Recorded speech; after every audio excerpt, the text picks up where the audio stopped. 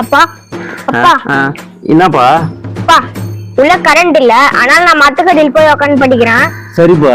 இந்த பையன் வேற சாப்பிட்டானே இல்ல தெரியல, டைம் ஆச்சு தெரியல. போன் வேற காணும். ஓஹோ, போன் எத்தனை படிக்கிறேன்னு போய்க்கிறானா? இங்கதான் படிக்கிறேன்னா எங்கேயுமே ஆளே காணுமே.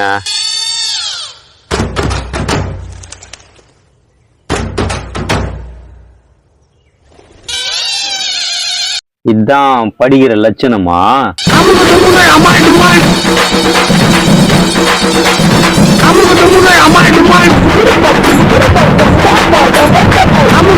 அம்மா